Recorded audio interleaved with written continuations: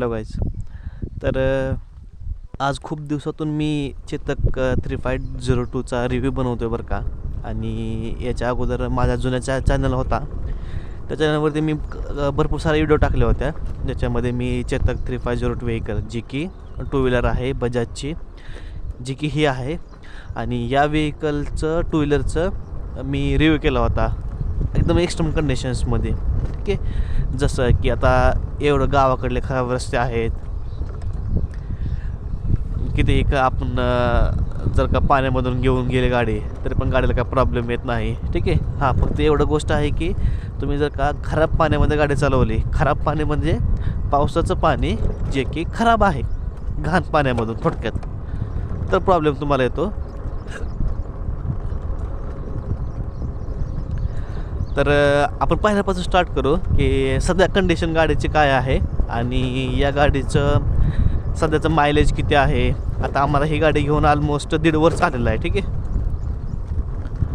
आणि या 1.5 वर्षाच्या कालावधीमध्ये गाडीची रनिंग जी झाली आहे, ट्रेन झाली आहे 15,261 किलोमीटर. तर 1.5 वर्षाच्या कालावधीमध्ये गाडीची रनिंग 15,261 झालेली आहे. तर तुम्ही असं समजू शकता की दर वर्षाला 10,000 ते 12,000 किलोमीटर गाडी जाते.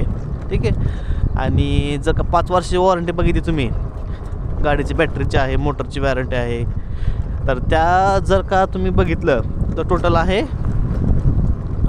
तर असं समजून चला की 12,560 म्हणजे की 60,000 किलोमीटर तर जाते आपली गाडी. तर 60,000 किलोमीटर डिवायडेड बाय आपल्या टू व्हीलरचं ॲव्हरेज किती असतं, ते ॲव्हरेज डिवायडेड बाय इंटू 100 पेट्रोलचं जे काय असेल ते 115 116 जी काय असेल पेट्रोलची प्राईज असेल ते. तर तसं काय करू शकतो तुम्ही, काढू शकता की तुमची आहे ना एवढी अमाऊंट ऑफ पैशाची सेविंग होणार आहे. जर का आता आपण 6,000 कॅल्क्युलेशन केलं बरं का, तर आजची अजून एक गाडी आहे जी की आम्ही ह्याच्यासोबत घेतली होती. तर ती गाडी थोडीशी 1 महिना अगोदर घेतली होती, त्याचं आहे ना 16,500 किलोमीटर असं काहीतरी झालं आहे.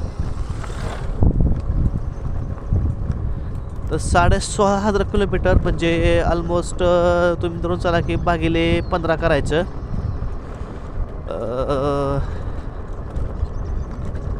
15 कसं करायचं, 15 नाही करता येत, आहे कॅल्क्युलेशन त्याचं. ठीक आहे, तर त्या कॅल्क्युलेशनप्रमाणे गाडीचं ॲव्हरेज तर झालेलं आहे. नंतर गाडी सध्या आहे ना ऑपरेटिंग व्होल्टेज आहे 14.3 आहे व्होल्टेज, म्हणजे चार्जिंग असेल नसेल तुमचं जे व्होल्टेज जास्त ऑक्झिलरी बॅटरीचा व्होल्टेज सप्लाय असतो तो 14.14 जास्त असला पाहिजे. कारण की एका कंडिशनमध्ये काय झालं होतं मग की 13 पॉईंट समथिंग आला होता, तर त्या 13 पॉईंट समथिंगवरती गाडी स्टार्ट होत नाही. नंतरनी गाडीची रेंज, आता गाडीच्या रेंजचा किती इफेक्ट आलेला आहे, जसं की आता 1.5 वर्षाचं बॅटरी डिग्रेडेशन झालेलं आहे. ठीक आहे, थोडंफार डिग्रेडेशन होत असतं प्रत्येक वर्षी. तर गाडीचं किती डिग्रेडेशन झालं आहे, तर गाडीचं डिग्रेडेशन खूप कमी झालेलं आहे खरं बघायला तर. का, कारण की आता आम्ही आहे ना सोलापूरपासून आमच्या गावाचं डिस्टन्स जे आहे ते आहे समवेअर अराउंड 45 किलोमीटर्स. ठीक आहे, तर ह्या 45 किलोमीटर्समध्ये आम्ही जाऊन आरामात येतो आतासुद्धा. ठीक आहे, आणि कधी 70 किलोमीटर पण 70% सुद्धा आम्ही जाऊन येतो सोलापूरला. दॅट डिपेंड्स ऑन किती तुम्हाला अर्जन्सी आहे, तुम्ही किती रेस करता. ठीक आहे, ॲम्पेअर किती देता व्हेकलला, किती जण आहेत तुम्ही, त्या गोष्टी मॅटर करत असतील. बाकीचं ड्युरेबिलिटीचा विषय झाला तर गाडीला काहीही प्रॉब्लेम होत नाही. काही झालं, तुम्ही काहीही केलं तरी आहे ना, म्हणजे काही तसेच आज तुम्ही जाऊन धडकवायचे नाही बरं का, क्रॅश टेस्ट काय करायचं नाही आपल्याला, परंतु रफ अँड टफ आहे गाडी यूजसाठी, एकदम बेस्ट आहे गाडी. आणि अजून क्वेश्चन असेल की ब्रेकडाऊन वगैरे गाडीचं काही झालेलं आहे का, तर आपल्या गाडीचं ब्रेकडाऊन एकदाही झालेलं नाही आहे. आपण एकदा फक्त जे सांगितलं तुम्हाला होतं की बॅटरी चेंज करायची होती आपल्याला, बॅटरी चेंज बॅटरी खराब झाल्या होत्या. ते कशामुळे खराब झाल्या होत्या बरं का, तर ते आम्हाला शोरूमवाल्याने काय सांगितलं की तुम्ही आहे ना खराब पाण्यामध्ये गाडी जास्त चालवली आहे, घाण पाण्यामध्ये.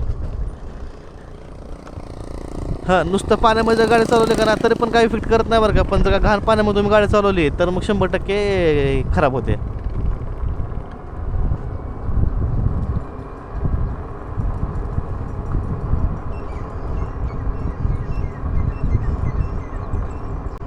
आणि जेवढं होईल तेवढं तुम्ही गाडी जेवढं चांगली चालवाल तेवढं गाडी तुमची आहे ना जास्त ड्युरेबल राहणार आहे, जास्त चांगली राहणार आहे. ठीक आहे.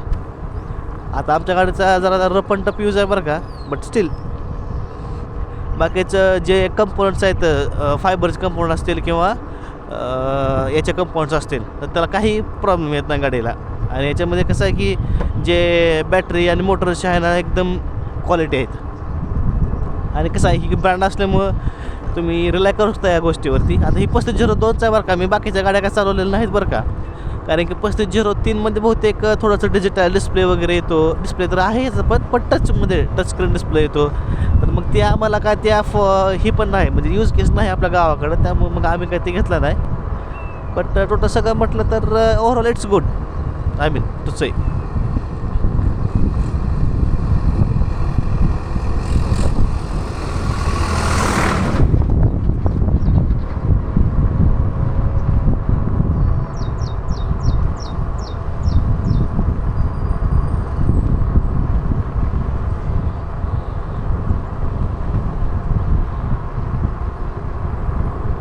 तर ओव्हरऑल जर का मला कमेंट करायची म्हटलं या गाडीबद्दल तर एक्स्ट्रीम कंडिशनमध्ये तुम्ही या गाडीला चालवू शकता. गावाकडेचं माझ्यासाठी खूप यूज केस आहे ज्यांचं पेट्रोल पंप 10-15 किलोमीटर आहे, त्याला स्पेशली पेट्रोल पंप टाकण्यासाठी डिझेल टाकण्यासाठी जावं लागतं. तर अशांच्या जागी तुम्हाला हे एक यूज केस आहे. ठीक आहे.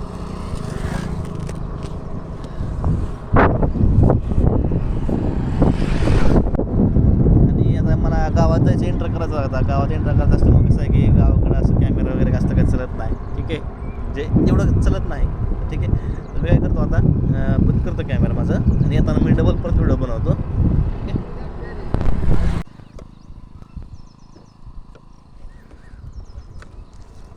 तर आपण कुठं होतो तर आमचं जे डेली कम्यूट म्हणजे की आमचं जे रोजचं जे आमचं ड्रायव्हिंग होतं, रोजचा प्रवास जो होता तो कमीत कमी 6 किलोमीटरचा होता मिनिमम बरं का. आणि म्हणजे आम्ही कसं राहतो गावापासून 3 किलोमीटर बाहेर राहतो. ठीक आहे. तर आम्ही 3 किलोमीटर बाहेर जात असल्यामुळे आम्हाला गावाकडून काही छोटी मोठी वस्तू आणायची म्हणली, किराणा मालाची वस्तू आणायची म्हणली तरी आम्हाला आहे ना पेट्रोल व्हेकलला भरपूर खर्च यायचा. तो भले आपल्याला आता वाटतो की हां 6 किलोमीटर आहे, परंतु त्या 6 किलोमीटर 3 चक्रा झाल्या तरी अर्धा लिटर पेट्रोल जात होतं आपलं. आणि आता असं जे पेट्रोलच्या गाड्या आहेत किंवा स्कूटी आहे युजली, तर त्या गाड्यांचा विषय काय आहे की बाबा काय झालं तरी ते तुम्हाला एका सर्टन लेवलनंतर इफिशियन्सी देणार नाही. जसं आता आमच्याकडे शाईन होती. शाईनचं कसं होतं काय झालं ते 40-50च्या वर ॲव्हरेज देत नव्हती जर का आपल्या गावाकडं खराब रस्त्यांवरती.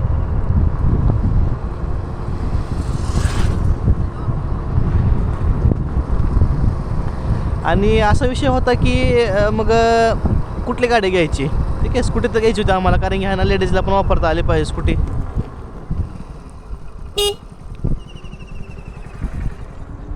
स्कूटी लेडीजला वापरायला यायला पाहिजे होती. आणि आम्हाला फ्युअलचा थोडा प्रॉब्लेम होता. फ्युअलचं कसं होतं माहिती आहे का की आमच्या गावापासून पेट्रोल पंप जो आहे तो एक 15-20 किलोमीटरच्या अंतरावरती आहे. मग आता काही झालं ते 15-20 किलोमीटरच्या अंतरावरती तुम्हाला पेट्रोल भरण्यासाठी खास जाणं परवडत नाही. ठीक आहे. मग काय करायचो आम्ही दुसऱ्या गावाला गेल्यानंतर किंवा त्या लोकेशनच्या जवळपास आसपास गेलं पेट्रोल पंपाच्या तर त्यावेळेस आम्ही भरून घेऊन यायचो. परंतु ते कसं आहे काही झालं तरी तुम्हाला ते काम काढावं लागायचं. ठीक आहे. गरज नसताना नाही. सो ते रिझन होतं. म्हणलं की चला आपल्या गाडी 2 व्हीलर घ्यावी, मस्त गाव आपल्याला घरी चार्ज करता येते आणि रेंज पण पाहिजे होती चांगली आपल्याला. तर आम्ही बाकीचे पण ऑप्शन ट्राय केले होते, परंतु जे आवडलं मला आणि विश्वासू जी कंपनी आहे बजाजची, तर त्यामुळं आपण बजाजच्या घेतली. आणि ही जुनी गाडी आपली आहे. आणि असं जुनी इन द सेन्स खूप जुन्या मॉडेलचं पण आहेत. तिने आता तेव्हापासून इलेक्ट्रिक व्हेकल होती पण त्यांच्यापाशी त्यांनी मॉडिफिकेशन वगैरे भरपूर केले आहेत त्यांनी. तर आता बघा ही चढा आहे. ठीक आहे. ऑलमोस्ट 30-45 डिग्रीचा चढा आहे, बट स्टील किती कम्फर्टेबल चढते गाडी. तर ओव्हरऑल आय वुड से की या सेगमेंटमध्ये सगळ्यात बेस्ट गाडी हीच आहे. आणि ड्युरेबिलिटी तर खतरनाक आहे, त्यात काही विशेष नाही. फक्त हां एवढं मात्र आहे की थोडंसं हेवी आहे गाडी आणि ज्याच्यामुळं की लेडीजचा चला थोडासा हलकासा प्रॉब्लेम येते, पण ते पण बिगिनरमध्ये येते. बाकीचा काय प्रॉब्लेम नाही. थोडंसं हेवी आहे. बाकीच्या टू व्हीलर वगैरे जे स्कूटर असतात ते थोड्याशा हेवी नसतात.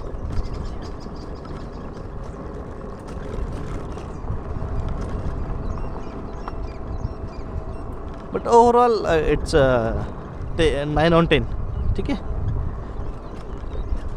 10/9, 9/10 जे काय असेल ते.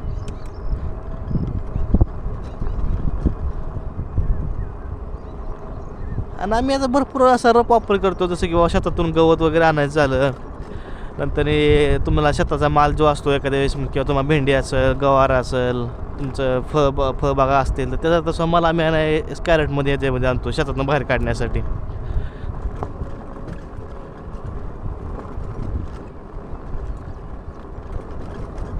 कारण की आणि मला विचारून मी का माझे जे व्लॉग्स बघून काही शेतकऱ्यांनी किंवा ना जे माणसं थोडा छोटा त्यांचं जे रेग्युलर ट्रॅव्हलिंग आहे ते सुद्धा आहे ना माझ्याकडून माझ्या रेफरन्सनं मी म्हणता येत नाही, पण माझे व्हिडिओ बघून त्यांनी खूप जणांनी गाड्यासुद्धा घेतल्या बरं का. एक माझा मित्र आहे, त्यानं गाडी घेतली. नंतरनी दुसरा एक साताराचे सर होते, त्यांनी पण घेतली. नंतर एक नगरचे एक सर होते, त्यांनी पण घेतली गाडी. अशी 5-6 जणांनी माझ्याकडून गाड्या घेतल्यात बरं का. माझ्याकडून म्हणजे त्यांनी विचारले की हां रिव्ह्यू चांगला आहे का गाडीचा, असं तसं सगळ्या गोष्टी. तर मी बाकीच्या गाडीचा रिव्ह्यू देतच नाही. जी गाडी मी यूज करतो आहे त्या गाडीचा मी फक्त रिव्ह्यू देऊ शकतो, बाकीच्या गाडीचा मी रिव्ह्यू देत नाही. ठीक आहे. आणि टेक्निकल डिस्क्रिप्शन जसं की तुला टार्क किती पाहिजे, काय स्पेसिफिकेशन ते त्यांची एवढं सगळ्यांची गरजच नाही खरं तर शेतकऱ्याच्या माणसाला. ठीक आहे. हां, त्यांना कसं पाहिजे असतं की आहे ना, तुम्ही किती सिम्पल भाषेमध्ये किती सोप्या भाषेमध्ये सांगू शकता त्यांना, ही महत्त्वाचं असते. आता बघा हीच रोड तुम्हीच बघू शकता रोड की आहे ना, ह्या रोडमध्ये किती खराब रोड आहे. बट स्टील की बाबा हां गाडीचं परफॉर्मन्स कधी कमी येतं. आणि ही डेली कम्युटचं बरं का आमचं. असं म्हणता की तुम्ही आहे ना फक्त हायवेवरती गाडी चालवता किंवा रोडवरती गाडी चालवता, असं नाही. आमचं सगळ्यात जास्त जे ड्राईव्ह होतं का अशाच खराब रस्त्यांमध्ये होतं. तर गाडीचं सस्पेन्शन वगैरे सगळ्या गोष्टीसुद्धा आहे ना एकदम परफेक्ट आहेत त्या अजून तरी.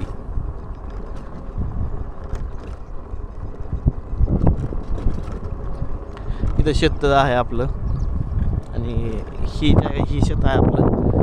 आता इथं सोयाबीनची पेरणी करायची आहे, पण पाऊस काय नाही आहे सध्या इकडल्या साईडला. पुणे मुंबई साईडला पाऊस पडायला लागला, पण इकडल्या साईडला पाऊस पडलेला नाही अजून तरी. एका गावामध्ये पडलेला आहे, बट आपल्या गावाकडे अजून पडलेलं नाही.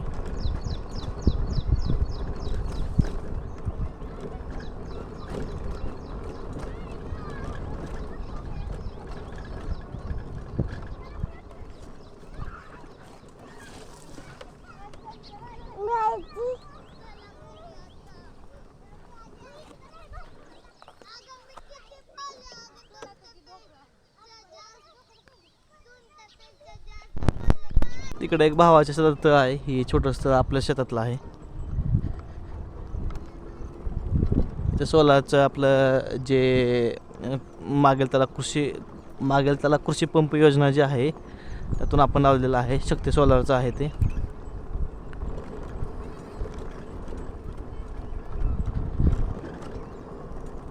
तर गव्हर्नमेंटच्या स्कीम्स वगैरे पण भरपूर आहेत शेतकऱ्यांसाठी.